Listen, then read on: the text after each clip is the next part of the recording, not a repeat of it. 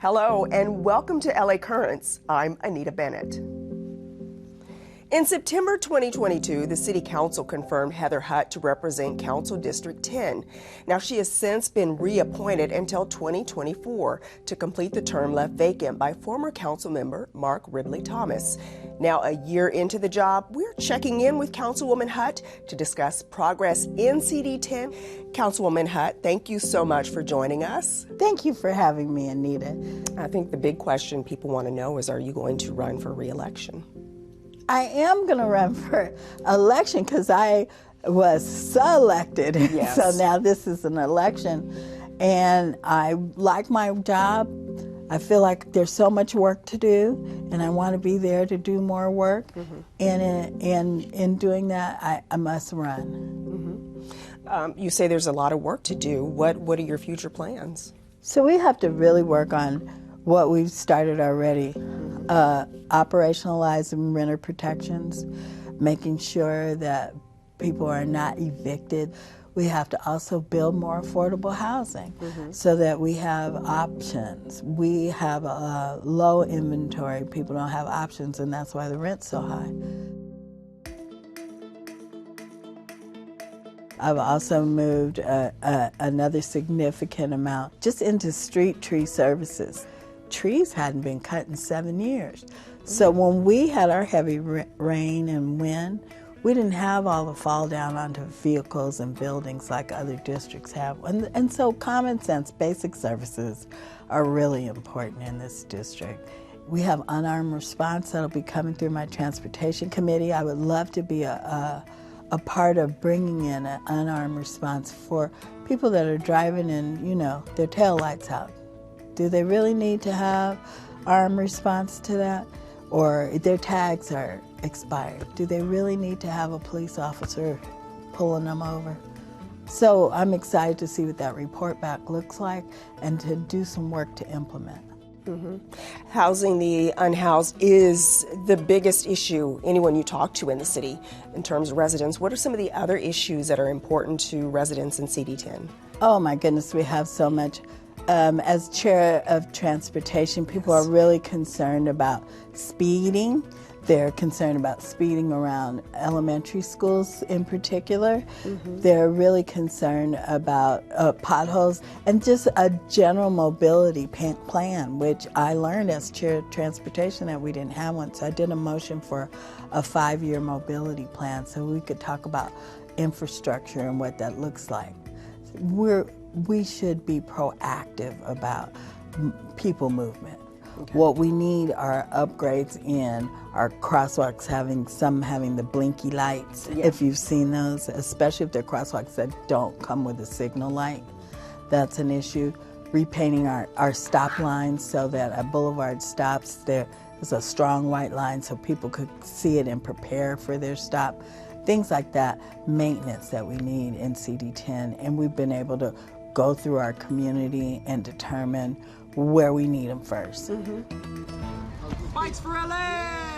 One of the things that we did when we did the mobility plan is we went into the community to the Barack and Michelle Obama Sports Complex, which is in CD10, and all the members of the committee heard from the community what they're concerned about. Vision Zero, pedestrian safety, bicycle safety. We had about 50 bicycle riders come to the committee on their bicycles, park their bikes right there, and then to have a real live community discussion about their safety.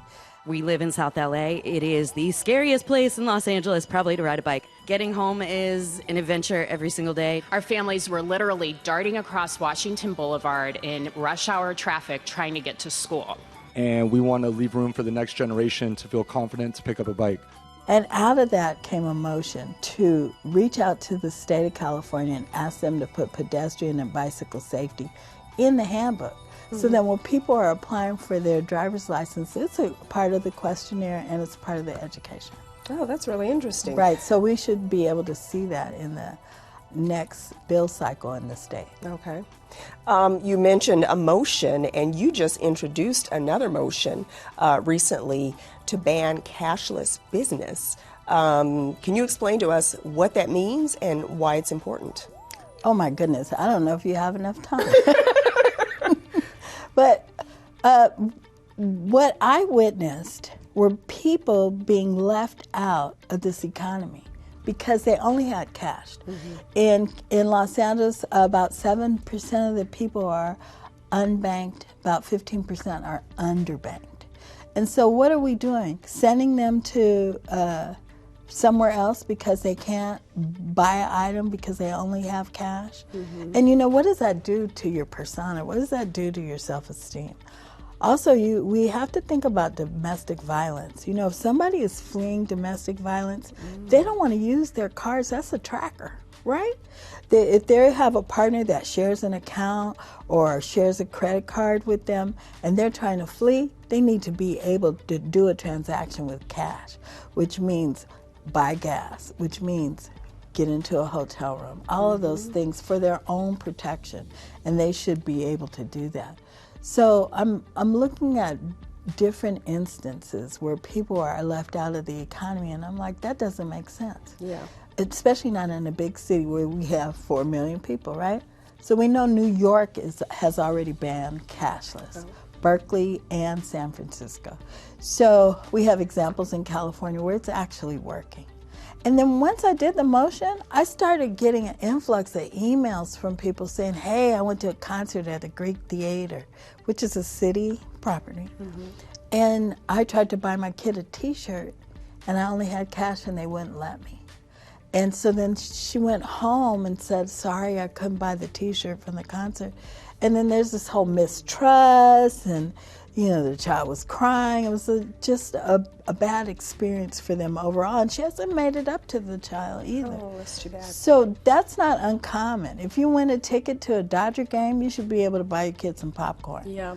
You know, and you can't right now. So we have to do better. We have to be inclusive, and this is really about equity. I need to ask you, what is the atmosphere at council? Are you able to get things done? Because we have had a number of council members indicted, convicted. So how's the council doing? Well, our city council members are very intentional about getting work done. That's why we're there. We come every day to do the work, and we are continuing that. We're not stopping because people are having challenges. We're doing as much as we possibly can. So we have quorums, we're in our committees, we are voting on very important things to our constituents.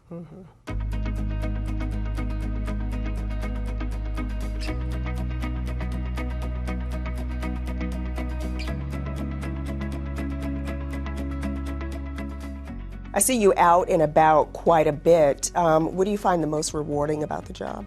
It's all about the housing, right? I met a mother and a daughter, and they were in 2 tents off of La Brea next to each other. And now they're in housing, and the daughter is at a job now. So they went from the tent to bridge housing and to a key to an apartment. The mother's getting mental health services because they were domestic violence victims, and the daughter is at work. And I'm like, you know, that's what it's all about. So it sounds like there's a lot going on.